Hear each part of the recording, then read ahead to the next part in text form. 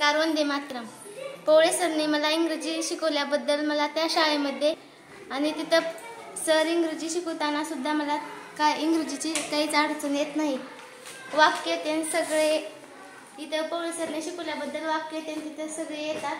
तिथं वाक्याची ते काहीच अडचण येत नाही.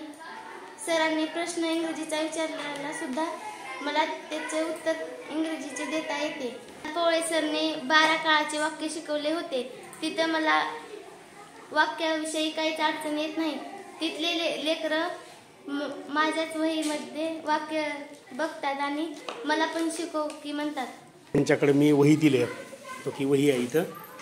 त्याच्यामध्ये क्रियापदाचे सगळे रूपं दिलेत. त्यानंतर मग रिकामी जागा दिली आहे वाक्य करण्यासाठी. इंग्लिशचे वाक्य जर नाही शिकली तर काय अडचणी? पोळे सरची आठवण येईल की आम्ही पोळे सर शिकवत होते तेव्हा वाक्य केली पाहिजे. नसतर ह्यांनी पुढे गेल्यास त्यांना वाक्यच येणार नाहीत. आत्ता ह्या शाळेत आहोत तोपर्यंतच पोळे सरांकडून वाक्य शिकून घ्या.